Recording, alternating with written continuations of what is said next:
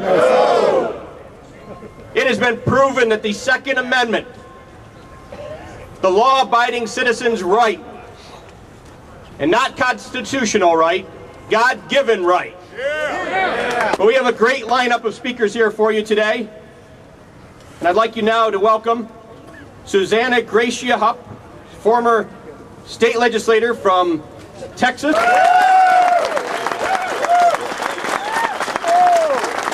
Great to be here today. Stood the Second Amendment, knew what it was truly about.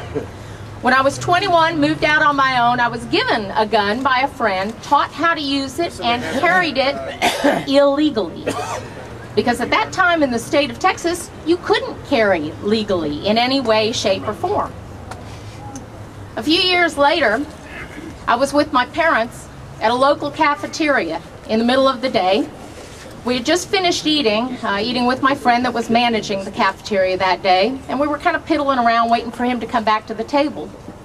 When all of a sudden, a truck came crashing through the window. It knocked over a number of tables, people went flying, and of course we all thought it's an accident.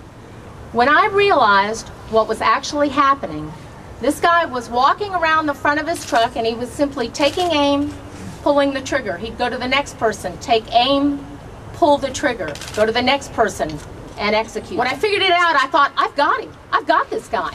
I reached for my purse that was lying on the floor next to me, and then I realized about 3 months prior to this, I had made the stupidest decision of my life. So my gun was 100 yards away in my car, completely useless. At that point, my father took my attention. He said, I've got to do something. I've got to do something. He's going to kill everybody in here.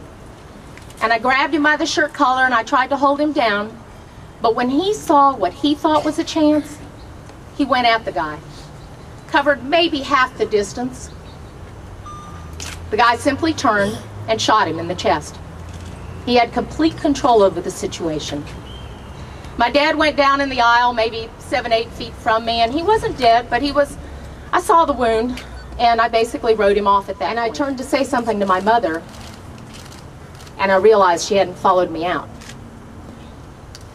A few days later, I found out from the cops, who, by the way, were in the building next door, and in an odd twist of gun control fate, they were at that building without their guns. They said that they saw a woman out in an aisle, knelt down, cradling a man who was obviously mortally wounded.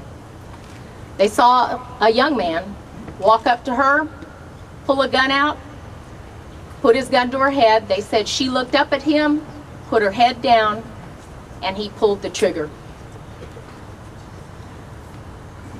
My parents had just had their 47th wedding anniversary. Mom wasn't going anywhere without me. I am mad as hell at my legislators because they had legislated me out of the right to protect myself and my family. I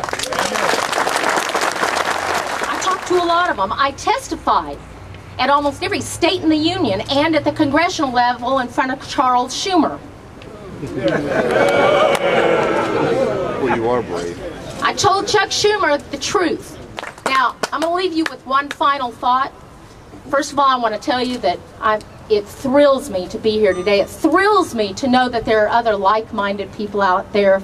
So thank you so much for coming, and I want you to remember that, I'll tell you what, I'd much rather be sitting in jail right now with a felony offense on my head and have my parents alive to know their grandchildren. Thank you.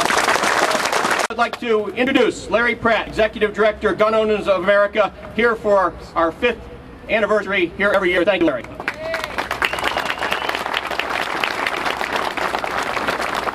As Neil Knox was so fond of saying, this is the gun lobby out here. It's certainly not the kind of lobbyist that our president talked about that he wasn't going to have anything to do with. Now, Janet Napolitano, sort of like Inspector Magoo. She's in charge of Homeland Security, and before she came to Washington to bless us with her farsightedness, she was governor of Arizona. And as governor there, she said, we don't have a border problem. Yeah, well, she's the one with all that acute eyesight that is now in charge of spotting who the terrorists are in our country. And you know what? She's figured it out. She can see you. You're the terrorists. But at the states, in the states, we are seeing a rise, a rediscover of this amendment called number 10. All powers not delegated to the United States nor prohibited to the states are reserved to the states and to the people respectively. And we're starting to send them a message, no! We don't need the federal government in just about anything after all. Let's go get them! I'd now like to introduce Mrs. Marinelle Thompson, founder and president, Second Amendment Sisters, again with us for the second year all the way from Texas.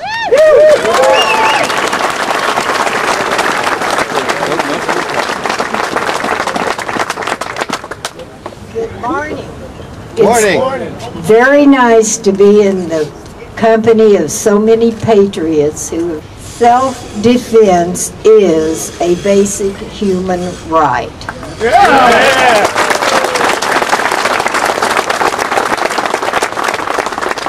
This morning I'd like to say a few words about gun-free zones.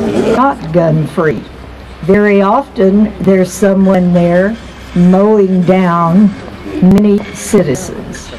So I've done what I came to do this morning. I've enlisted everyone here, I hope, in our endeavor to get rid of these killing fields. Thank you. The U.S. Constitution is clear about the Second Amendment, and if it's not clear enough, the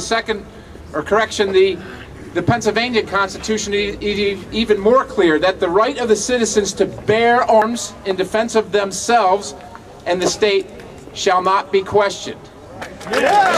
So today we have Mr. Waylop here. We are very thankful that he took the time to visit with us here in Pennsylvania. Thanks so much. Thank you. I appreciate the chance to be with you today, and thanks for coming out. You know, we have the privilege of living in a country that is the first country in history that was founded not on a race, not on a religion, and not on a royalty, but on a set of God-given inalienable rights and freedoms.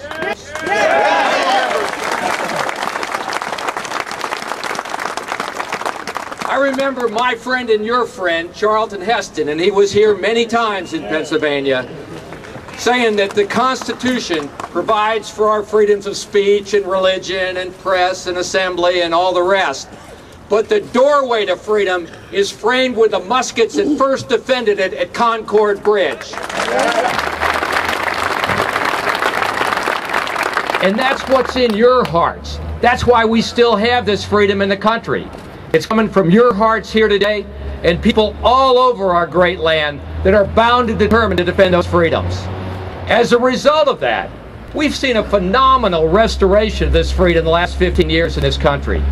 We have range protection laws, hunter harassment laws, pass-through laws, where you can travel with your firearms. We've saved the American firearms industry from ruin by those nuisance lawsuits. We have right to carry now in 40 states, shall issue right to carry. 6 million law-abiding Americans are carrying firearms under those laws to protect themselves from the bad guys that ought to be in jail but are out there on the streets.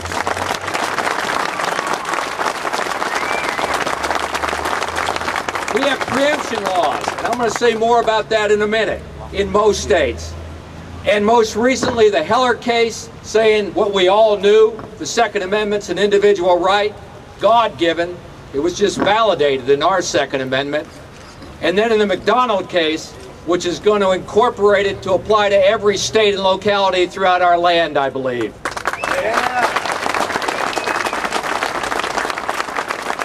What we've all been a part of is a phenomenal brick-by-brick restoration of this freedom in our country. Well, while it could have all been lost, from Scranton to Pittsburgh, from Erie to Philadelphia, we are the majority in this country and in this state that make our country, the United States of America, the greatest country in all of mankind. Let's go together and stand unflinchingly for our great American personal freedoms.